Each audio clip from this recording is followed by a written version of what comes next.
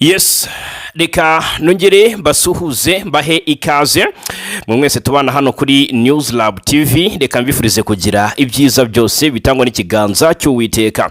Nimyemerere tugaruka twinjira mu makuru agezweho mu burasirazuba bw'igihugu cya Repubulika Iharanira Demokarasi ya Kongo, ari kubica bigacika mu karere ndetse no hakurya y'inyanja ngari. Ku butaka bw'burasirazuba bw'igihugu cya Kongo, urugamba rwakomeye rwakaze rwongeye gukara no gukarata hagati impande zombi zihanganye nyuma y'iminsi 3-4 gikurikiranya imirwano ica ibintu muri axe za Kibati Walikale mu maboko ya M23 akakanya niho Kibati barizwa. Bigenze bite? Ni nyuma y'iminsi 3 y'imirwano ndaje mabwira uburyo FARDC yababarijwe ku rugamba, ndabwira mu by'ukuri byinshi bitandukanye nyuma y'uko M23 yisubije Kazinga, ndabwira uburyo uyu mutwe wagize inyungu ikomeye cyane yo kugenzura uduce dutandukanye mu buryo strategique wibereye ku misozi ya Kazinga. Bihinduye isura rero mu buryo budasanzwe, turaje tubive imuzini muzingo. Colonel Nganzo wa FARDC yiciwe mu Minembwe. Byagenze bite? FARDC ndetse na coalition muri rusange ubu bombi cyangwa se bose muri rusange amarira n'amariba bite by'amakuru ari mu Minembwe akakanya. Hanyuma ndabwira ku nyandiko ya Leta Zunze Ubumwe za Amerika n'ubusabe bwihutirwa cyane. Kinshasa ndetse na FARDC muri rusange barasabwa guhagarika amahitamo y'intambara. Bitagenze bityo dore ibigiye kuba tugiye kubigarukaho. Turebera hamwe rero ibimaze kuba bitangazwa nyuma y'uko Leta Zunze Ubumwe za Amerika zifatiye u Rwanda ibihano, zifatiye abajenerali mu ngabo z'u Rwanda ibihano, barimo General Mubaraka Muganga, mugaba mukuru w'ingabo z'u Rwanda, barimo General Vincent Nyakarundi, barimo Ruki Karusisi n'abandi batandukanye. Ubakakanya rero biravugwa neza ko byari ibintu bikomeje kugira ingaruka, ariko kandi turaje turebera hamwe muri inkuru nizihe ngaruka zifatika ibihano bya Amerika bishobora kugira kuri RDF cyangwa se Rwanda Defense Force. Turabiva imuzini muzingo nyuma y'uko General Sultan Makenga yongeye kugaragara mu ruhame Kinshasa, ubwoba ni bwose nyuma y'uko mu by'ukuri amakuru y'ibihuha y'uko Makenga nayo yaba yariciwe mu bitero bya drone hariya Irubaya yicanywe na Wilingoma byamaze kuba bikurwaho kubera ko mu by'ukuri General Makenga yongeye kugaragara ahitwa Irumangabo. Ubutumwa yahaye abakomanda be burakomeye cyane, turaje tugarukeho 5-5. Turakomoza ku rupfu rwa Colonel Tipi wa FARDC waguye mu mikenke, rwongeye gukaza umwuka w'intambara mu misozi y'umurenge. Turabigarukaho, ubwoba ni bwose, amarira n'amariba mu baturage. Hanyuma ndabwira uburyo twirwaneho ya Brose igitero cy'uwitwa Omar, cyari kiyobowe n'uwitwa Omar ni hariya mu Kundondo, aho tumaze iminsi tubabwira ko rwose coalition imaze iminsi yambariye urugamba no kuhagaba ibitero mu mikenke. Rero MRDP twirwano M23 bahanganye n'ihuriro rya FARDC n'abafatanyabikorwa baryo. Byarangiye bite?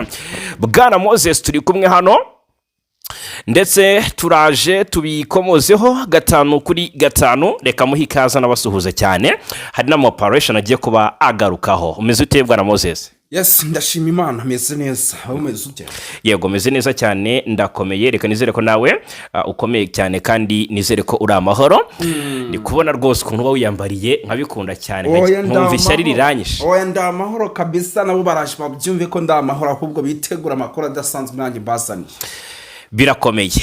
Reka mbere yuko twanzika na operation, reka mbanze hari intabaza, hari ndabivuga gute ibi bitero bya Iran hari hakurya. Wamenye ko mu by'ukuri hari ndabivuga gutera, hari abaturage arumva hari abantu benshi b'abanya Iran baburiye mu bwato, baburi burengero neza. Yego. Byateje abantu urwikekwe n'amayobera adasanzwe kubera ko ubwo bwato ngo bumwe mu bwato bukomeye cyane. Amakuru aravuga ko ntago haratangazwa umubare wabo, ariko biravuga ko ngo baba barasuye muri ayo mazi. Kandi ngo n'ubwato butwara abagenzi nyine ngo hari ikangwa ko bwaba ari ubwato bwari butwaye abagize ubutasi. Ingabo zirwanira mu mazi za Sri Lanka ngo nizo byemezwa ko zakoze ibi bintu. Ariko ngo zanarokoye n'abandi 32 niko amakuru ari kuvuga. Ntacyo nzi cyangwa se ntacyo namenye ku makuru arambuye, ariko ibintu biri kubera muri Iran ni akamaramaza. Amerika byamaze kumenyekana ko ngo Iran yifuje ko bagirana ibiganiro, ariko Amerika iravuga iti oya, twebwe ntago turi babandi bicuza kumanika gati bicaye. Ubaka kanya intambara niyo iri kugira gute iri imbere ndetse niyo ikaze cyane. U Rwanda rero rwabirebye rutanga umuburo ku banyarwanda bari muri United Arab Emirates cyangwa se muri Leta Zunze Ubumwe z'Abarabu ndetse n'abari muri hariya muri za Bahrain. Murabizi ko intambara ya Iran iri kugira ingaruka ku bihugu bitandukanye. Noneho abari muri Leta Zunze Ubumwe z'Abarabu b'abanyarwanda, reka tubanze tubagenera ubutumwa mbere yuko dukomeza n'andi makuru. Guverinoma y'u Rwanda biciye muri ambasade yarwo muri Leta Zunze Ubumwe z'Abarabu yatangaje ko iri gukurikiranira hafi uko umutekano wifashe mu burasirazuba bwo hagati. Hanyuma ariko ni mu butumwa iriya ambasade y'u Rwanda yageneye abanyarwanda batuye cyangwa se bari mu ruzinduko mu bihugu bya Leta Zunze Ubumwe z'Abarabu ndetse na Bahrain. Ibihugu byombi biri mu byo mu burasirazuba bwo hagati Iran ikomeje kugabaho ibitero karabutaka bya misile na drone. Ni mu rwego rwo kwihimura ku bitero Leta Zunze Ubumwe za Amerika na Israel byayigabyeho kuwa gatandatu w'icyumweru gishize. Noneho rero ni ibitero buriya ngo byanasize byiciyemo abayobozi batandukanye barangajwe imbere n'umuyobozi w'ikirenga wa Iran Ayatollah Ali Khamenei. Uyu twabigarutseho rugikubita. Ubwo rero ambasade y'u Rwanda muri United Arab Emirates mu butumwa yageneye abanyarwanda bari muri ubu bwami bwa Bahrain, dore n'ubu ngubu yasabye gukomeza kwitwararika no kurinda umutekano wabo bwite. Noneho kuri ubu itsinda rya ambasade n'abakonsiliere riri kuvugana n'abanyarwanda bavuganira hafi cyangwa se riri gukiranira hafi uko umutekano w'abanyarwanda wifashe. Noneho ubwo abanyarwanda noneho bari mu nshingano z'iryo tsinda ngo bari gukorana n'inzego zibishinzwe kugira ngo abanyarwanda bahabwe serivisi n'ubufasha bukenewe. Urumva? Noneho ngo abanyarwanda bari muri biriya bihugu ngo bagiriwe inama. Nyabuneka umuntu uri muri biriya bihugu bya Bahrain cyangwa se muri United Arab Emirates, dore ubutumwa cyangwa se inama yagiriwe. Urumva? Akurikize amabwiriza y'umutekano atangwa n'inzego zifite ububasha mu bihugu barimo. Uri kumva iki kintu? Nta bintu byo kushya ubwoba ngo mve wahita uruduka ukiruka, ntabwo ibyo ari byo bisabwa. Ariko noneho by'umwihariko abari mu butembere baheze muri United Arab Emirates, abantu bakunda kwigira za Dubai hariya kurya show muri honeymoon. Noneho abo basabwe kwiyandikisha kuri ambasade kugira ngo byorohe kubahereza ubufasha bukenewe. Bo berekeze kuri ambasade y'u Rwanda muri kiriya gihugu bahabwa ubufasha mu buryo bworoshye. Noneho abanyarwanda bari muri biriya bihugu byombi bashyiriyeho n'imirongo ya telefone bagomba kugira gute kwandikira cyangwa se guhamagara mu rwego rwo kugira ngo bafashwe. Bahawe na email. Urumva? Noneho ubwo niyo rero ngira ngo duhita tugira gute tubabwira. Telefone bahawe ni akamenyetso ko guteranya. Urumva? Akamenyetso ko guteranya 97 15 08 24 2 9 akamenyetso ko guteranya 9 7 15 08 24 2 9 hari n'indi akamenyetso ko guteranya 97 15 0 42 53 2 ndayisubiramo. Akamenyetso ko guteranya 9 7 15 0 42 53 21 ndetse na email ngo ni amba.abudabi ubwo ni amba.abudabi@minafet.gov.rw. Yes. Ndise ko wabyumva neza. amba.abudabi@minafet.gov.rw. Hanyuma hari ni amba.abudabi@minafet.gov.rw babarizaho ubufasha. Reka rero mu by'ukuri tubabwire ko ari uko ibintu bihagaze. Yes, reka mbere kuri ibi Leta Zunze Ubumwe za Amerika ngira ngo abantu barabibona neza ko ari nabyo biri kuri titre. Reka mbere kuri inkuru y'ubusabe bwa Leta Zunze Ubumwe za Amerika. Senateri Jimmy Rich ni perezida wa komisiyo ishinzwe ububanyi n'amahanga wa Repubulika wa Leta Zunze Ubumwe za Amerika muri Sena ya Leta Zunze Ubumwe za Amerika. ku munsi w'ejo yari yahamagariye abayobozi ba Repubulika ya Demokarasi ya Kongo kureka amahitamo y'intambara kuko uri kubibona ko urupfu rwa Wiringoma ni amahitamo y'intambara, ni ukurenga ku gahenge ni ukurenga ku gahenge kandi kemejwe ariko M23 yari yavuze ko ngo itarebwa nako ako na leta Kinshasa uburyo kari agahenge yagafashemo byari ibintu bidasobanutse. Yego ni akahenge kasabwe na Angola kandi M23 gize uyibona i Rwanda ari ahubwo ku itariki 18 agahenge kagombaga kubahirizwaho nibwo twumvise ngo Angola ngo yohereje ingabo ngo n'ibikoresho drone ndetse na Sukhoi 325. Izo drone rero zaje kuri iriya tariki ya 18 nyuma y'amasaha y'igicamunsi.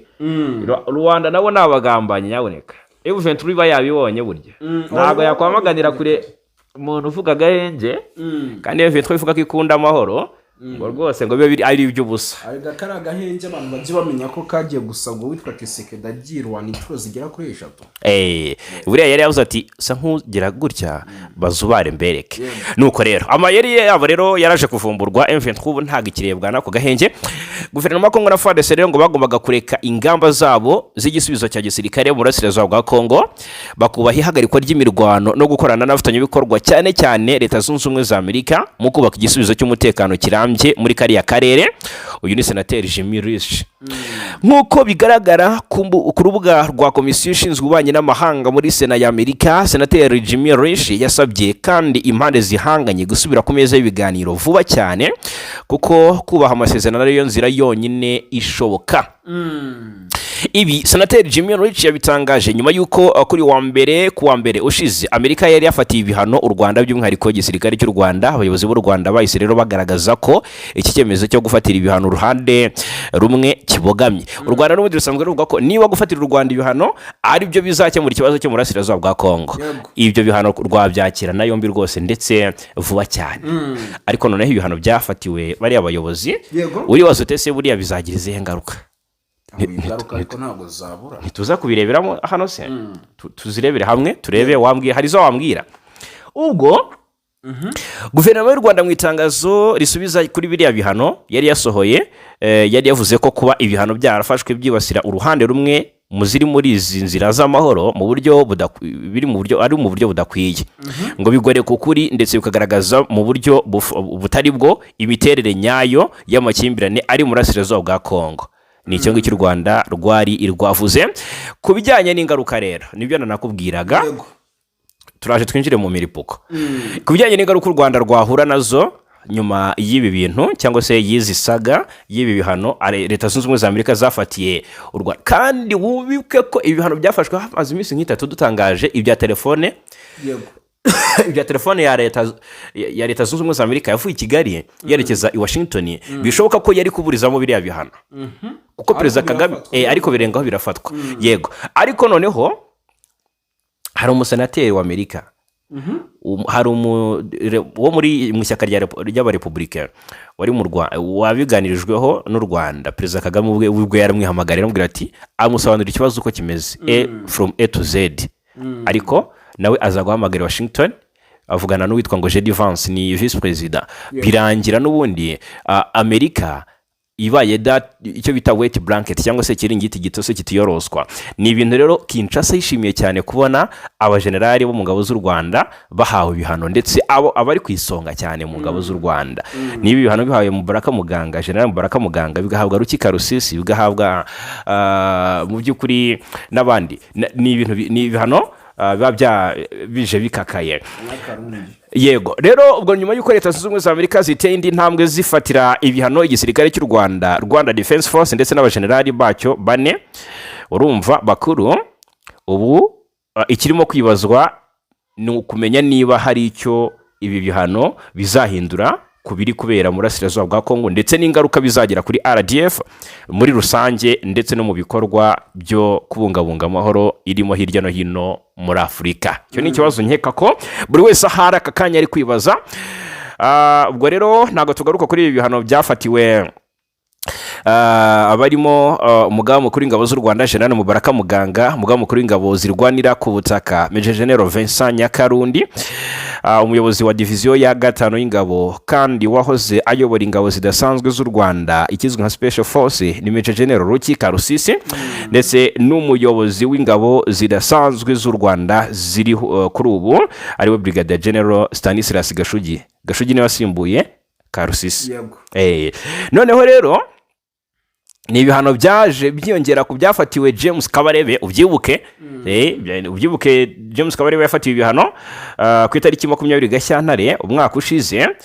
Abantu bose bahawe ibihano bashinjwa gutera inkunga iziguye cyangwa se itaziguye ihuriro rya Alliance Fleuve Congo M23. Ibyo ngo bikaba byaratumye inyeshyamba zifata igice kinini cy'uburasirazuba bwa Repubulika ya Demokarasi ya Kongo. Urabyumva neza. Ifatwa rya Uvira noneho n'ibihano bya Washington. Ubundi ifatwa rya Uvira Washington yahise ikanura. Nta n'ukwezi guciyeho dusinya amasezerano yasinywe tariki 4. Uvira yafashwe tariki zingahe? Uvira yafashe ni 7 10 na zingahe 10 nta nicyo donc nta minsi 10 yariciyeho basinya amasezerano. Ariko ikintu kitari kuvugwa cyane muri ibi bihano bishya nuko kuri ubu bireba igisirikare cy'u Rwanda muri rusange. Iki cyemezo cya Amerika cyafashwe nyuma y'amezi 2 hasinywa amasezerano y'amahoro hagati ya Kongo n'u Rwanda, ariko cyane cyane nyuma y'uko umutekano ukomeje kuba muke kuri tele. Noneho rero nyuma yo gusinyira amasezerano nibwo M23 yagize itya iradvancinga ifata umujyi wa Uvira, kandi urabizi ko iyo M23 irwanye ngo n'u Rwanda ruba rurwanye niko guverinoma Kinshasa ibyita, ndetse n'abumva politique propaganda zayo. Ku rundi ruhande ariko bivuga ko nta ngaruka zikazi byagira ku ngabo z'u Rwanda. Nazo kuko n'ubundi na generali James Kabarebe byaramufatiwe kandi n'ubundi akazi karakomeza. Ngo kubera ko ngo afite ahantu u Rwanda rufite currencies nyinshi, rufite ahantu henshi rushobora gukura intwaro no kugura. Mu Bushinwa se ntibagura intwaro kandi kaza ari karahutaka cyane. Muri Israel uretse ko Israel na Amerika ari umwana na se nabo bishobora kugira Turukiya se ho ni wakura intwaro. Ubusanzwe rero nta nubwo rwose ibikoresho byinshi by'ingenzi igisirikare cy'u Rwanda gifite biva muri Amerika. Abibaza ko rero hari ingaruka byagira ni mukure amerwe mwisaho. Ikindi kandi ngo igisirikare cy'u Rwanda gifitanye isano rya bugufi n'ubukungu bw'u Rwanda mu nzego zitandukanye. Nuko ngo mu bijyanye n'ubwubatsi, logistique, ubuhinzi n'itumanaho, ibigo nka Crystal Ventures Limited, Agro Processing Industries cyangwa se Horizon Group byose bifitanye isano y'amafaranga n'igisirikare cy'u Rwanda. Ibihano bya Amerika rero bishobora kutagira ingaruka nanke zifatika ku gisirikare cy'u Rwanda. Bishobora kuza ariko ntizibe za ngaruka zidasanzwe. Iraq, Uburusiya, Irani, urumva nkuko bivugwa ibi ni ibihugu bimwe byagiye bifatirwa ibihano, ariko rwose bikagira igisirikare gikomeye. Ahubwo byatera kwibaza umuntu ni iki wenda nk'imishahara y'ingabo z'u Rwanda ziri mu butumwa bwo kubungabunga amahoro mu bihugu nka Repubulika ya Centrafrica cyangwa muri Mozambique.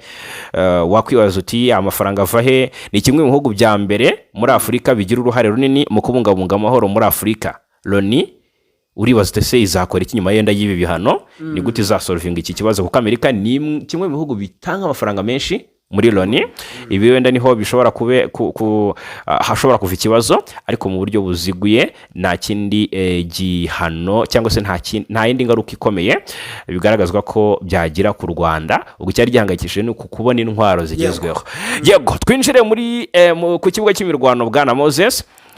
Aho byacitse ni he? Navuze numva hari uduce turi Tombe. Ubundi Kibati ho bimeze bite? Kibati ngo yaje gufatwa. Kibati yaje gufatwa ndetse ibiramo imituko ku rwego rwo hejuru gusa nimirwa n'ubundi twari tumaze imbisi n'ubundi tubona, ariko n'ubundi bato abantu bataza kugira ngo ntabwo harimo baba kubyanga gatatu bari barimo, ariko bari mu gice gito nago bari barimo hose muri rusange. No kuvuga ngo bari bafite byibuza nka 45%.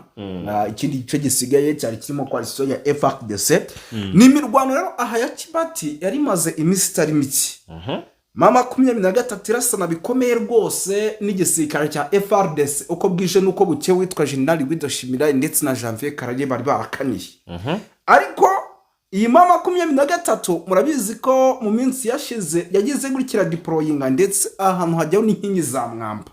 Bahanga rwose mu bijyanye no guhanura indege ndetse no kurasa bikomeye berekeza ariya za Kibati ndetse na FARDC yari imaze iminsi inagira gutya itunda ibikoresho imena hariya ku kibuga cy'indege cya Pinga Airport bihabwa FDL ndetse n'abazarenda. Ibi byose murabizi, nta kabuza rero n'ubundi muri bwa budasa bwa 23 bwana Fagi Kayinamura baza kugira guta irabaritagura irabatsinda irababwira ati mwisubire zone ya Warikare irabatikura bahungiye zone ya Warikare benshi zone Warikare n'ubundi hari wa M23 urabyuka ko hari kuwe sinibuka ikwezi ariko cyari gihe ni mwaka ushize cyari gihe Doha yego M23 yerekeza yendaga kwerekeza Doha umutwe wa M23 rero wisubije ngo bidasubirwaho agace ka Kibati tumaze iminsi tubabwira ko kaberamo imirwano ikomeye ni muri Warikare nyuma y'iminsi 3 uyu wari umunsi wa kane w'imirwano yikurikiranya noneho ku wa kabiri Werurwe nibwo M23 yari yatangiye no kukinjiramo ku wa kabiri tariki 3 Werurwe FARDC rero na Wazalendo na FDLR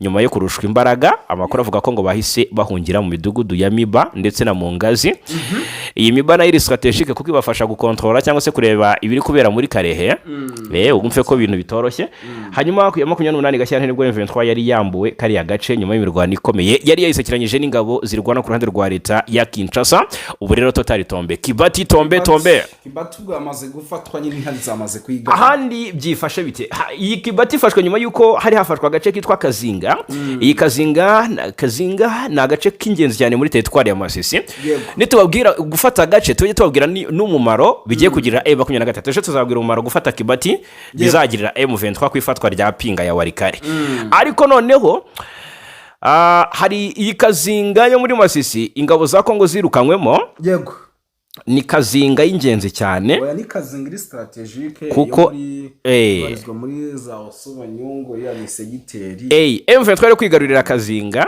yego byayikomeje cyane ibyumweru 2 bishize nibwo riri yahuriro ryari ryafashe Kazinga n'uturere duce tw'ingenzi muri Masisi mu mugambi wo kwisubiza agace gakungaye cyane ku mabuye y'agaciro ka Rubaya ndavuga FARDC nyine na Wazalendo bari bafashe Kazinga n'utundi duce tugera kuri 5 M23 itubambuye mu gihe kitarenze iminsi 5 kandi ko duce twose n'uduce dukunga ikitwe buye ryo ubundi yego amakuru akavuga ko ingabo za M23 zari zaturutse mu bice bya Ndete na Gasopo nibo bateye Kazinga mu gitondo cyo ku munsi w'ejo mbere yuko haba imirwano yumvikanyemo imbunda ziremere na za Marutsiye ngo zarumvikanaga cyane ndetse n'intoya Kazinga yasubijwe mu biganza bya M23 ubundi isanzwe ibamo ibirindiro by'ingenzi biherereye muri segiteri ya Osobanyungo nkuko wabivugaga aka gace gaherereye hariya aho gaherereye gashobora gufungura inzira igana ahitwa Buhimba ni muri groupement ya Walowayungo urumva iherereye muri territoire ya Warikare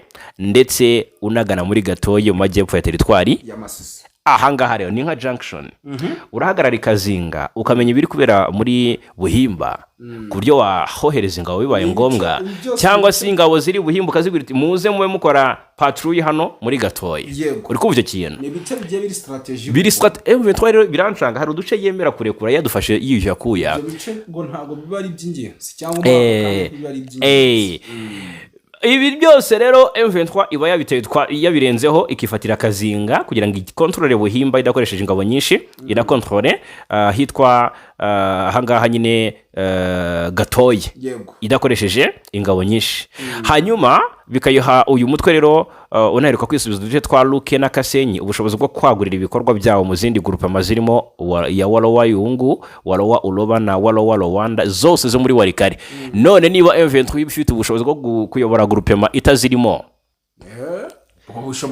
ubushobozi bwa Makengo butekerezaho ikinyaboneka ubwo bushobozi bwo gukontorora groupement itarimo nuko ibifite ibikeri strategique usanga micungamiye rimwe na rimwe za groupement bigatuma rero kuzikontora byakora kuko buriya tubareyenda aha hantu dutoye umuntu uramutse atari hano aha twicaye akaba ari kuri wa musozi wa harya hejuru yego icyo gihe afite kukontorora hano kandi adahari wakwinjira muri kwese akakurasa mu mutwe kabamara yego ni nk'umuntu ushobora kuba reba uri Nyabugogo urebe iyi misozi aha hano hejuru y'igiti cy'inyoni hose uburyo cyunamiye strategique nuko rero na 23 nikwiteye yego noneho bikavugwa neza ko rero Makenga agiye kwihorera mu buryo udasanzwe ndetse kwihorera byatangiye ejo ndi hishwe Colonel ukwishatse wa FDLR wiciwe hariya mu bice bya Masisi hariya mu Rubaya hari n'undi ninde umusirikare ufite ipeti rya general Tebengele ni Tebengele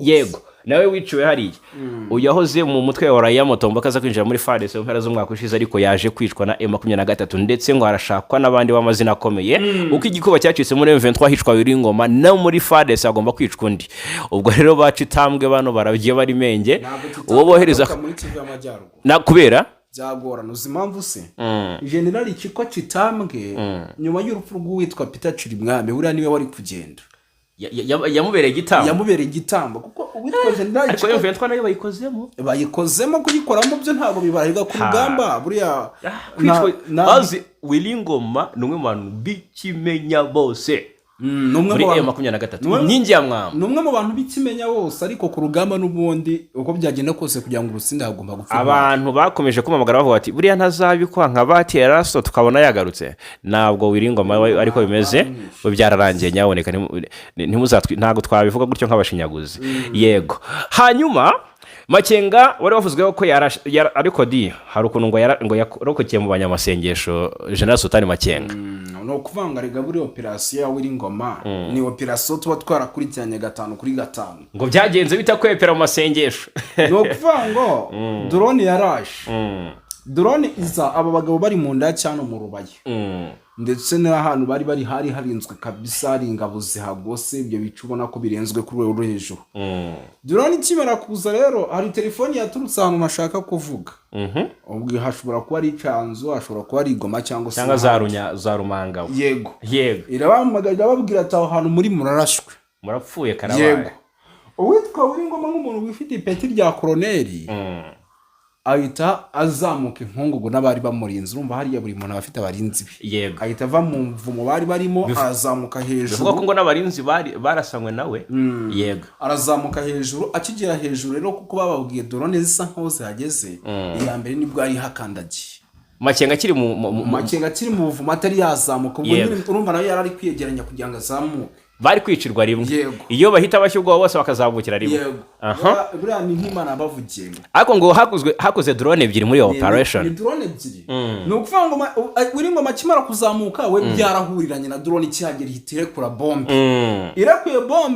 bombe ya mbere ikubita hahantu bari hasenye urumva ibikuta byahise bimubwira drone iramubora irongera itera indi bombe ya kabiri karabaye ihita igira gute ihita imushwanyaguza noneho uwitwa Makenga urumva ahantu bari hahise haba uburangayiro ikiranga ubuvumo wabubona noneho neza ku buryo ushobora kubutabataba yego w'ikintu yakoze drone ikimara gutera izo bombe yo yarakomeje iragenda urumva bahita babyumva ko ihavuye ayahise azamukamo inkungu hari urusengero rwari ruri hafi arangije aragenda nyamuneka ahita yigira mu rusengero ajya gusenga drone ya kabiri ikimara kuza iraza hahantu hose bari ikizi yuko hakiri n'abahumeka kugira ngo hataza kugira n'ujya gutanga ubutumwa bw'ukuntu ibintu byagenze yego ihita hatabataba iraharasa kabisa ku buryo bukomeye cyane ikimara kuharasa rero icyabaye yaharashe we yamaze kugira gute yamaze kuhava yibereye aho ngaho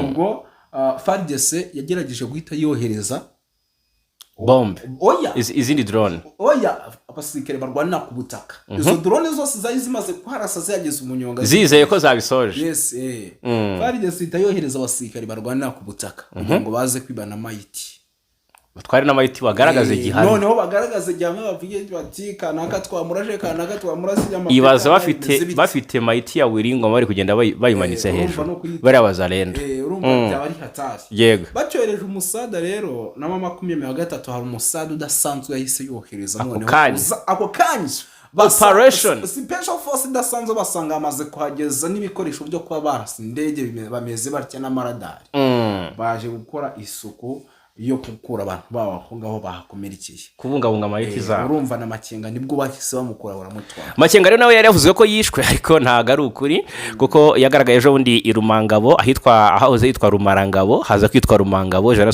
Sultan Makenga ngiye kugaragara mu ruhame nyuma y'icyumweru abikwa ku munsi wo kuwa mbere nibwo yagaragaye vidongera ngo bazibonye yari hariya ni Rucuru muri Rumangabo muri Rucuru yego yarimo mu muhango wo gusoza amahugurwa ku basirikare bo mu mutwe udasanzwe 1518 abangaba bakubye 1500 ndagira ngo uvuge ubushobozi bwawe niba abanyadushoka yabahaye ubutumwa bukomeye cyane bigaragaramo kwihorera ko bishoboka. ni ukuvuga ngo bangaba kugira ngo abantu babyumve defense imwe y'abageze kuri 15 iba yarasa nka bato nka zinga ashobora kuyohereza mu buryo wumvira ikabahagama. Ubu ngubu noneho yavuga ati ndababwiye nti guhera uyu munsi byari ku tariki 2 Werurwe muri abasirikare ba Armée Révolutionnaire Congolaise mwarangije amahugurwa yanyu, ubu mushobora kwambara ingofero zanyu. Kugira ngo mushaka kwambara ingofero zanyu ni mushobora kurwanira igihugu, mushobora guhangana na ziriya nkoramaraso zo kwa Tshisekedi. Ni Sultan Makenga rero ubwo icy'ubuzima cyo tugikureho iyobera. Makenga ni muzima. Hanyuma hamaze iminsi havugwa urwikeko hariya mu bice bya Kisangani mu ntara Copo hagabwa ibitero event ishobora kuba iri hafi ya Kisangani. Mama 23 hafi ya arega nayo irabyigamba kiri guhaga biriya bitero bya drone FARDC yagabye. Urumva yicishije Wiringoma bishaka kuza kuyikoraho. Umvitse n'abantu bagomba kumenya M23 yatangiye kurasa kuri Kisangani. Umvitse n'abantu bagomba kumenya Mama 23 Kisangani. Kisangani hariya hafi n'ikibuga cy'indege ihafite ibirindiro. Impamvu ryiri yaraswa rya drone yego zari zihari zari zahasigaye kugira ngo Mama 23 yagurutse kamikazi yari ifite amakuru yuko ibirindiro byabo byegereye hariya za Kisangani biri buraswe n'ingabo za FARDC. Niko guhaguruka wa mugambi bajya kugira gute bajya kupfubye. Buri abantu batanagira ngo Mama 23 yarashe Kisangani yihorera kuri drone zaturutse hariya zijya kurasa Wiringoma cyangwa se n'abandi bayobozi. Umugambi wari uwe umugambi wari uko hariya za Kisangani hari igice cy'ifite ibirindiro bikomeye bya 23 byegereye hariya kabisa. Ariko okay nibyo rero bashakaga guhaguruka ngo bajye gushegesha amakuru Mama 23 za kuyamenya batari bahaguruka. Yiti batanga yoherekeza kamikazi zirabaza indege zirazirasa bura kira kibuga cya Kisangani cyangirikijwe indege zigera kuri 2 zo mu bwoko bwa C-4.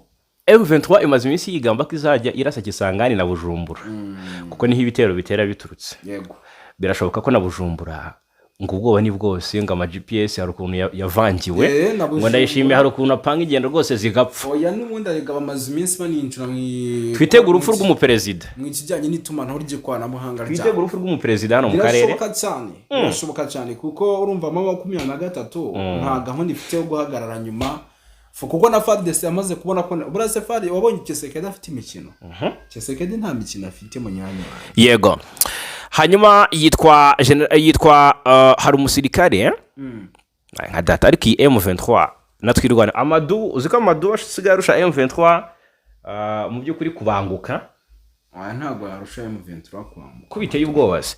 Aya Amadou we muri twirwaneho yagize gutya witwa ngo ni Colonel Joseph Nganzo Olikwa Tipi wo mu ngabo za Congo FARDC yiciye mu mirwano yasakiranyije FARDC n'abayifasha bose ku rugamba n'ihuriro ry'ingabo zatwirwana na M23 barwanye uwitwa Colonel Nganzo yari uyu ni wumva umukoloneli yishwe nyaboneka wari umuntu ukomeye. Abato biciwe muri ibyo bice bari benshi. Nganzo yarasanzwe ari umuyobozi wungirije wa brigade ya 12 ingabo za Kongo ikorera mu Minembwe, gusa yanabaye umuyobozi wa brigade ya 112 ya FARDC.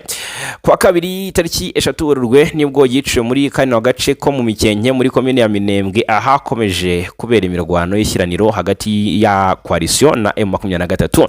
Uyu Kano wari uyoboye abasirikare ba FARDC mu mutwe udasanzwe ubuzwi nka Hibu Special Force no mu Hibu.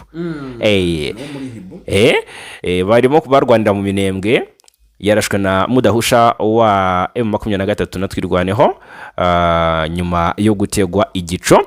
Uyu mugabo yishwe mu gihe yari yarafatiwe ibihano n'umuryango umwe bw'Uburayi bijyanye n'ibitero abasirikare yarayoboye bagiye bagaba ku baturage bo mu Minembwe ndetse n'ibyaha birimo gusambanya abagore ku ngufu bagiye bakora hagati muri Kamena na Nukuboza mu mwaka 2021. Uyu rero ntakiri mu mwuka w'abazima. Uyu nawe hari umuntu yapfuye nawe bavuga Tombe. Ariko ngo urupfu rw'uyu Kano Tipi Colonel Tipi mu Mikenke ngo rwongeye gukaza uyu mwuka mu w'intambara mu misozi y'Imurenge. Ubwo rero uyu Nganzo Tipi Olikwa rwose kuba yapfuye ngo abimurenga ubwoba ni bwose, bashobora kuba hagiye kuba intambara ikomeye. Hanyuma ni hehe hari indi operation wahoze umbwira ni mu Mikenke mu Minembwe? Ni zose ziri mu Mikenke, ziri mu Minembwe. Nako ni ukuvuga ngo ni drone y'ubutasi imaze kurasirwa hano muri mu nkengero za Rugezi. Ni drone y'ubutasi rero yarashwe ku isaha y'isa 11. Nakomeje guperereza amakuru, ndaperereza barambwira batari ko nyamara bagana Moses drone y'ubutasi igisirikare cya FARDC yacyo yarashwe. Ati hari gahunda gihari yo kuzenguruka hitwa Rugezi, ikinjira Rugezi ndani kareba defense za M23 zihari zifite ubushobozi, ndetse ikamakinga sure yuko nta n'amaradar ari muri kira gice cy'Iminembwe. Nyuma yaho gati cyari kigiye gukurikira ni imirwano yo ku butaka ndetse n'irasa ry'indege hano muri Rugezi. No kuvuga ngo rero ibyo byose nyuma yuko iyo operation ibaye, igisirikare cya 23 cyaje guhita kiburizamo ibitero bya FARDC ku ndege zagombaga guturuka ahitwa Ibujumbura ku kibuga cy'indege cyitiriwe Michael Ndadaye International Airport. CH-4 ebyiri zateguwe kugira ngo indege ijya kuzirebera yuko hasukuye zihaguruke, umugambi wazo wose wamaze kuba upfa. Yego. Ahandi nahitwa Bidego. Bidego kubatahazi naho ni mu Minembwe, hamaze iminsi yabera imiripoko ku rwego rwo hejuru, ndetse ni n'agace FARDC maze iminsi igamba yuko kugeza amaginga yikigakontorora. Amakuru rero ahari abantu bagomba kumenya ni uko ahabyukiye imirwano ikomeye cyane. Imirwano yatangiye ku isaha y'isa 9 n'igice, urumva yuko byari mu rukerera. Iyi mirwano rero mu kanya gato gashize nibwo twakire report ya risasi na magerohi ituruka muri ibice byano Iminembwe ahitwa Bidego. M23 yarwanye iminota 45 ya mbere yakoresha habanje gukorekwa zimwe mu mbunda zemereye izitwa za Morute cyangwa se Morute 70 zitwa mota 120. Ubwo ni Igifaransa n'Icyongereza mvuza abantu babyumve neza bataza kujyana n'imbunda ebyiri zitandukanye, taza kubyitiranya. Zakoreshejwe ndetse hanakoreshwa zimwe mu mbunda za tweruve, amatweruve akoresheje zitwa za 60 mm Nova model. Yego, izo zose zakoreshejwe. Ndetse iyi mirwano ku isaha y'isa 11 zuzuye, amakuru mfite nuko byibura kimwe mu gifaru cyarasaga M23 cyari kiri mu misozi ya Bidego, bari bamaze kugisenya. Ariko kandi haza guhita habaho imirwano kikimara gusenwa advance, habaho kwataka ko Abarundi hari n'abacancuro. Muri uku kwataka ko Abarundi rero ntago byaje kubahira kuko byaje kugera ku isa y'isa 12. Abarundi batandatu bamaze kwasiga ubuzima, bari bamaze gufatwa, ndetse bamaze gufatwa n'ibikoresho birimo imbunda ebyiri zo mu bwoko bwa mota 120 cyangwa Morute 70 zari zimaze gufatwa, n'izindi mbunda ntoya nazo zari zimaze gufatwa. Abenshi bari bamaze gukuramo uniform birutse. Gusa M23 yatwaye matekwa irangije igaruka inyuma, ntabwo yagerageje kuba aka gace yakigarurira kuko ntabwo kari gakenewe mu gihe ari ikeneye. Yego, yitwa Benjamin Netanyahu, ni minisitiri w'intebe wa Isirayeli. Ku cyumweru yifashishije amagambo yo muri Tora agereranya ubutegetsi bwa Iran na Amaleki, umwanzi wa kera uvugwa muri Bibiliya y'Abaheburayo. Nkuko byatangajwe na Middle East Monitor, ayo magambo yayavugiye aho igisasu cya misile bivugwa ko cyaturutse muri Iran cyaguye. Agira ati mu isomo rya Tora ryo muri iki cyumweru dusoma ngo mwibuke ibyo Abamaleki yabagiriye, turibuka kandi tugakora. Mu byanditswe n'Abaheburayo, Abamaleki avugwa nk'umwanzi uhoraho w'Abayisirayeli. Hari n'umurongo muri Bibiliya ya mbere Samuel igice cya 15:3 uvuga itegeko ryo kubarwanya rikomeye cyane. Amagambo bamwe ku rwego mpuzamahanga banenga ko ashobora kumvikana nkashishikariza kurimbura burundu. Si ubwa mbere Netanyahu akoresheje irigereranya mu kwakira 2023 ubwo hashyirwagaho guverinoma y'ubumwe mu bihe by'intambara, yongeye kwifashisha ijambo Abamaleki yerekeza kuri Hamas ndetse no mu ntangiriro z'igitero cy'ingabo za Isirayeli muri Gaza. Aya magambo yateje impaka zikomeye ku rwego mpuzamahanga ndetse anakurwaho anagarukwaho mu rubanza Afurika y'Epfo yarezemo Isirayeli mu rukiko mpuzamahanga rw'ubutabera International Court of Justice, ivuga ko hari imvugo ishobora gusobanurwa nk'ishishikariza kurimbura burundu. Netanyahu we yireguye avuga ko ayo magambo atari uguhamagarira kurimbura abantu, ko ahubwo ari ukwibutsa amateka y'iterabwoba rikomeye abayahudi banyuzemo nk'iry'abanazi mu ntambara ya kabiri y'isi. Ibi bibaye mu gihe umwuka mubi hagati ya Israel na Iran ukomeje kuzamuka, buri ruhande rushinja urundi ibitero no gushaka guhungabanya umutekano w'akarere k'uburasirazuba bwo hagati. Hanyuma rero muri Leta Zunze Ubumwe za Amerika, Sena ngigiye gutora ku ntambara Trump yinjiyemo atabiherewe uburenganzira. Kuko iyi ntambara ye na Iran ngo yinjiyemo aticaje inteko ngo bahanzure ko bagiye kugaba ibitero. Kuri wa gatatu nk'uko bivugwa, byari biteganyijwe ko Sena ya Leta Zunze Ubumwe za Amerika iza gutora ku cyemezo cya Perezida Donald Trump cyo kwerekeza mu ntambara na Iran. Ikizamini kidasanzwe ku nteko ku kibazo gifata intera mu burasirazuba bwo hagati cyagaragaje ko nta ngamba zisobanutse neza za Amerika zo kurangiza iyi ntambara. Itegeko rizwi nk'icyemezo cyo gukemura ibibazo by'intambara riha abagize inteko nshinga amategeko amahirwe yo gusaba kwemezwa n'inteko mbere y'uko ibindi bitero bibaho. Umwanzuro wa Sena rero n'umushinga w'itegeko nk'uwo uzatorwa mu nteko mu mpera z'iki cyumweru. Bivuga ko rero udafite amahirwe yo gutorwa binyuze muri Sena iyobowe n'abarepublikane, kandi niyo watambuka byanze bikunze wakwitambikwa na veto ifitwe na Perezida Donald Trump.